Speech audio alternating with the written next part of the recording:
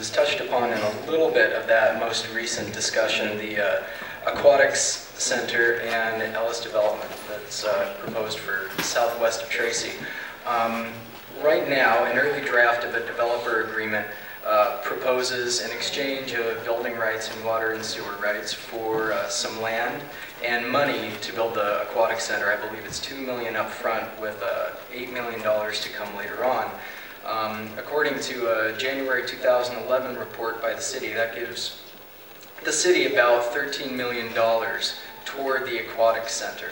And another report in January 2011 by a consultant estimated it would cost around $30 million to build the entire park as envisioned, and that the first phase alone, without a competition swimming pool or a recreational swimming pool, would cost about $15 million. So, given all that, if that's accurate, I assume it is, do you think this development agreement is a good deal for Tracy, and does it make sense to build the park at that expense and without a competition pool? I apologize. Repeat that question, John? I apologize for the background. I've always supported the aquatic center. There has been a very elaborate conceptual design of the aquatic center. I've always maintained that we should look hard at what monies are available to put towards the aquatic center, and it may not look like that concept that we've seen. Not only monies to build it, but to operate it. My feeling is a development agreement is still being considered, and that's fine. Let's let it come forward and look at it. It will be our decision on what we build, where we build, how much of it will we build, how much will we retain for operational costs, and those are questions yet to be unanswered. I think it's a little premature for some people to say, we don't need it, it's a bad idea, it's an old idea. I think that it would still be a tremendous asset to the city. It'd be a great amenity. Personally, and this is, I'm just me, I'm currently 20% of the council, and hopefully I'll continue to be 20% of the council. I look at, we should focus on building a quality community pool where you can take young children of any age to enjoy the water, and I think there should be a quality competition pool that would not only serve the swim clubs that compete, but also would be a fitness center for adult use. People do triathlons, just swimming for fitness. I think those should be the bookends, and we would look at what can we afford to build and maintain in between. So I'm sure many of you are familiar with the original concept that we've seen. The aquatic center won't necessarily look like that. I think it will be contingent upon funds available to build and to operate in the long term. But I do support the community building some sort of swim facility. Thank you. Mr. Mann, your question. Thank you. Throughout this campaign, I've walked many neighborhoods, and one of the first questions I get, other than what do you do at my door, is, hey, what do you think about this neighborhood pool thing? And personally, I think it's a fantastic idea. I support recreation and always. However, what it is that we're actually talking about is very unclear to many folks. The truth is that the DA agreement, or developer agreement, has not been published.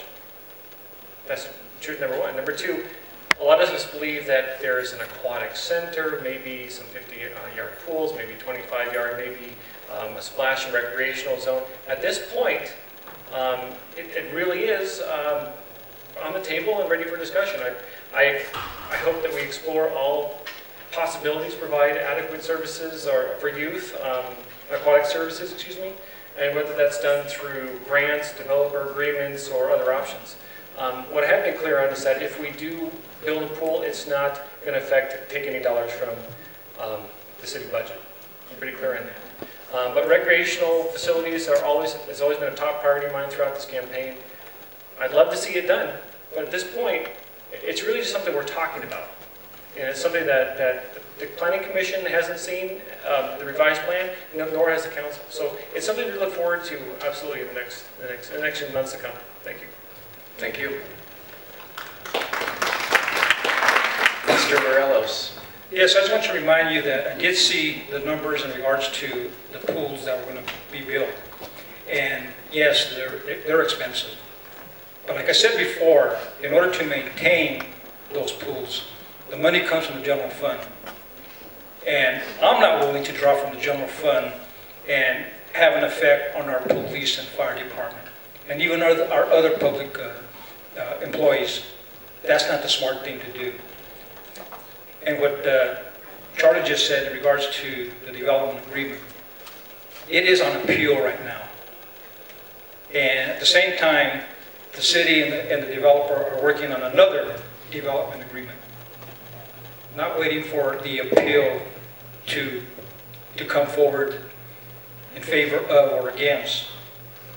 And I remember an attorney at one of the public hearings, he asked a question: what if you win and you have this other development agreement in the works? That doesn't sound right to me.